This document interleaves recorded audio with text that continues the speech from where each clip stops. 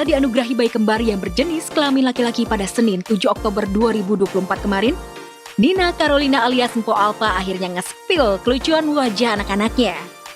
Mpo Alpa mengaku tak menyangka diberi anak kembar yang sehat dan menggemaskan.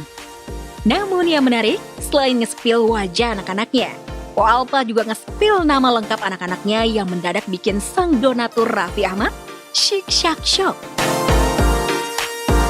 Pamit ya. Kan gue masih di sini. Izin. Bismillahirrahmanirrahim. Nih. Raffi Ahmad loh. Sama Raffi Ahmad. Kalau memang boleh, namakan. Mungkin bisa menitipkan kebaikan selamanya untuk Raffi nih gitu. Buat mengenang kebaikan Raffi Ahmad nih gitu. Tuh, Masya Allah. Alhamdulillah. Dulu orang belakangan, baik belakangan.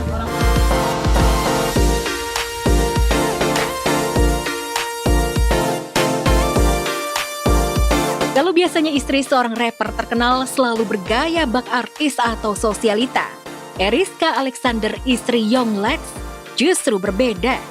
Ya, Eriska mendadak viral di media sosial gara-gara membuka warung Sunda alias Warsun Jenap yang gak jauh dari rumahnya. Meski sangat amat sederhana, tapi Warsun Eriska ini selalu ramai pembeli lantaran menu yang dijual disebut-sebut enak dan murah. Hebatnya semua menu yang disajikan dimasak sendiri oleh Eriska. Ini 13 menu deh kayaknya. Ada popa, terus ini ada kulit hijau bestsellernya, jengkol, terus ada pesmol. Tapi memang kenapa kalau jualan orang halal juga gitu. Lantas seperti apa dukungan Young Lex terhadap usaha kecil-kecilan Eriska ini?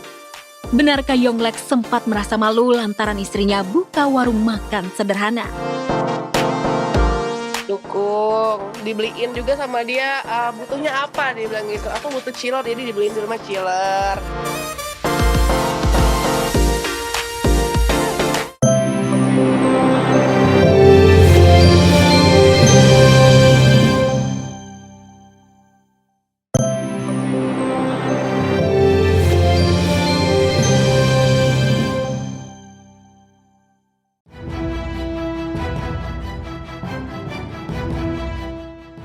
Sejak gugatan cerai sudah terdaftar di Pengadilan Agama Jakarta Selatan, hubungan Pak Sutri Baim Wong dan Paula Verhoeven alias Mbak Pau makin memanas dan kacau balau.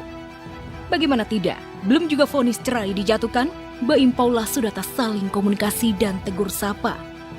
Puncaknya 9 Oktober 2024, saat momen ulang tahun ketiga anak kedua mereka Kenzo El Drago Wong, Paula yang effort banget datang ke kantor Baim untuk memberikan kejutan ulta buat Kenzo, harus kecewa lantaran sang buah hati tidak berada di tempat. Oke, sekarang kita lagi mau surprising Kenzo. Jam 12 siang mau surprising Kenzo. Terus aku udah bawa. Ya, perasaan bahagia Paula yang membawa hadiah berubah menjadi perasaan kecewa. Kenzonya mana, Pak? Kenzonya di mana, Pak? Kenzonya di mana? Tadi beberapa lagi keluar, tadi dari mana? Yang bikin Paula makin kecewa, Baim ternyata membuat perayaan ulta Kenzo di kantornya tanpa mengundang dirinya. Dari pagi. Demi bertemu Kenzo yang sedang berulang tahun, malam harinya sekitar pukul 22.30 WIB, Paula pun kembali ke kantor Baim dan akhirnya bisa bertemu dengan kedua buah hatinya Keanu dan Kenzo.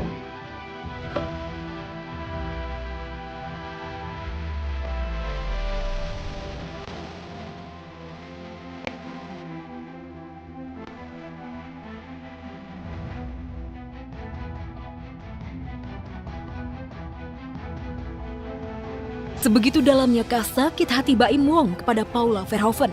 Sampai-sampai Baim tidak mengundang Paula dalam perayaan ulta Kenzo. Padahal kan Paula adalah ibu kandung dari kedua anaknya. Saya nggak mau komunikasi lagi. Saya nggak mau ini. Nggak mau ketemu sama. Buat saya sudah selesai. Karena saya selama ini cuma menahan semuanya selama 1 tahun. Saya karena anak saya nggak mau ada beban sama dia sebenarnya.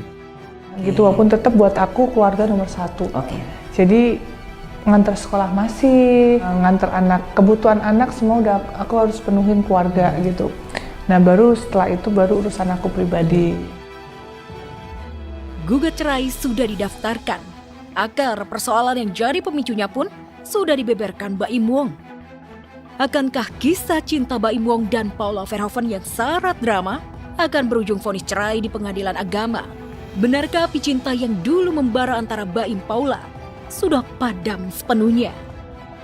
Dan saya yakin sih, setiap rumah tangga tuh pasti ada masalah, ya kan? Masalah makanya tadi, mungkin KDRT, finansial, abusive secara verbal, apa segala macam. Jadi sebenarnya pintar-pintar kita menanggapi itu sih. Makanya kenapa balik lagi ya, kalau aku balik lagi ke Allah ya. Jadi maksudnya dalam arti kita minta bimbingan Allah aja gitu.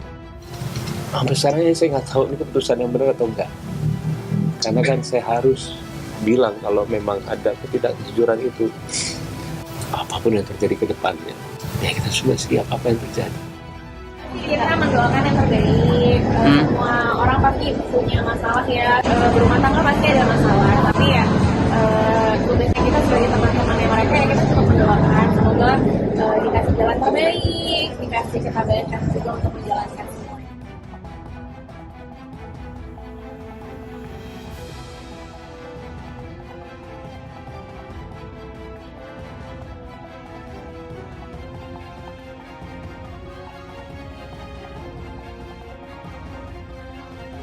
Amanda Manopo dan Arya Saloka lagi-lagi bikin geger warganet.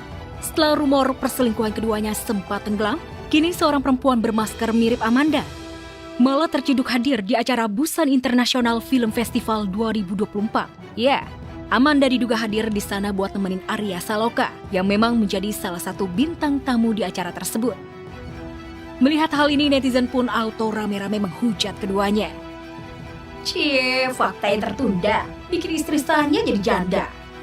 Kecewa sih kalau benar mereka pacaran. Serupa dengan warganet, sang mantan istri Putri Ana pun nampaknya tahu akan berita heboh ini. Pasalnya ia seolah menyindir Amanda dan Arya dengan mengunggah video tengah tersenyum sambil melihat kedua tangannya. Senyuman Ana ini diduga mengisyaratkan bahwa tak perlu capek-capek menggunakan tangannya. Toh kebenaran akan terbuka sendiri oleh tangan orang lain.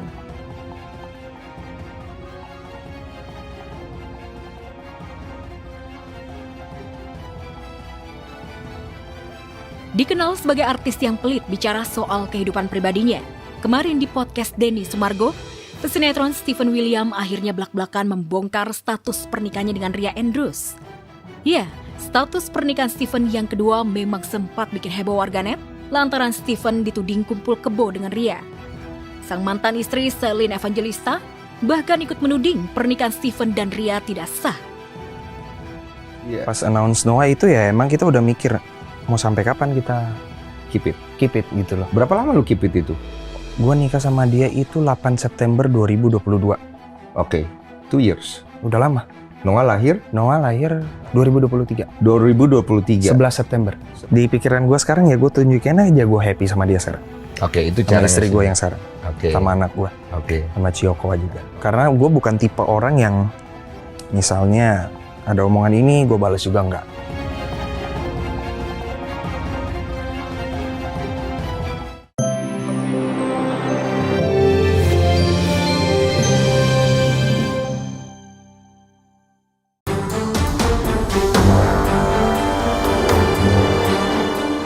Setelah lama bersembunyi dan bungkam atas kasus korupsi timah yang menimpa suaminya Harvey Muiz, aktris cantik Sandra Dewi akhirnya muncul ke publik.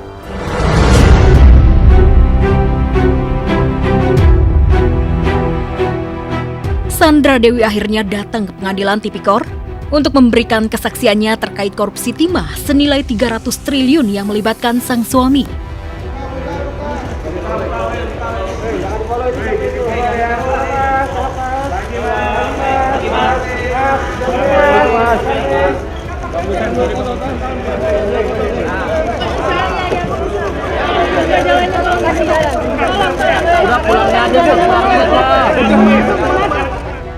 Di ruang sidang, Sandra Dewi membantah telah menerima aliran dana berupa barang-barang mewah seperti tas branded serta perhiasan yang dipakainya. lebih dari 23 toko-toko tas branded di Indonesia ini yang endorse saya, yang memberikan saya tas. Di mana ketika mereka memberikan tas itu, saya mempromosikannya di sosial media saya. Ini sudah 10 tahun saya jalani, ada ratusan tas yang mulia sebenarnya. Kalau di dalam dakwaan penuntut umum kan ada 88. 88. Tapi 88. Betul, ya? tapi sisanya yang tidak saya pakai, saya jual. Saksi saya banyak kalau tas-tas ini endorsement dan tidak pernah dibeli oleh suami saya. Karena suami saya tahu, saya sudah mendapatkan tas-tas ini dari tahun 2014. Gitu ya? Betul, tas 100% bukan dari suami saya. Karena toko-toko ini bertanya kepada saya kenapa tas ini dituduhkan, dibelikan suami, sedangkan mereka yang membelikan saya tas-tas ini. Jadi, dari tahun 2018 sampai sekarang, setiap 2 minggu sampai 1 bulan, kami memproduksi dan mendesain emas sekitar 5-24 tipe. Jadi, selama bertahun-tahun ini, brand-brand yang mengontrak saya sebagai brand ambassador memberikan saya perhiasan ini untuk saya pakai, kemudian saya promosikan, saya foto, dan saya syuting. Nampaknya Sandra Dewi memang sudah benar-benar sangat mahir dalam menguasai dirinya sendiri saat menjalani sidang. Terbukti, saat majelis hakim mempertanyakan perihal deposito rekening Sandra Dewi yang bernilai fantastis hingga 37 miliar rupiah lebih. Sandra menjawabnya dengan penuh ketenangan. Karena deposito tersebut adalah murni dari hasil keringatnya sendiri selama 20 tahun bekerja. Jadi 100% hasil keringat saya dari tahun 2004 yang mulia, dan tidak pernah ada aliran dana atau transferan dari suami saya dan semua yang ada di sini sebelah kanan saya, tidak pernah.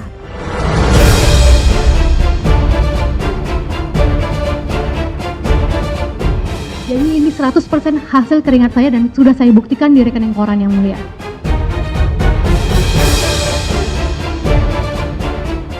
Pandai-pandainya Sandra Dewi bersikap tenang saat memberikan kesaksian, ternyata ada hal yang membuatnya benar-benar harus menitikan air mata di ruang sidang. Saat mengaku harus membohongi sang anak yang selalu menanyakan di mana keberadaan Harvey.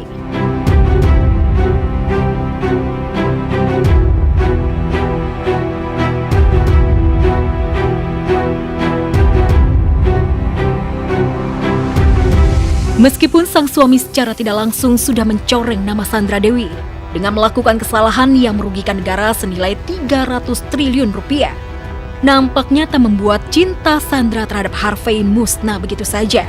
Terbukti dari sikap Sandra Dewi yang dengan tegas enggan memberikan cincin nikahnya untuk disita Kejagung. Bahkan setelah selesai bersaksi untuk sang suami, Sandra Dewi pun masih memeluk suaminya.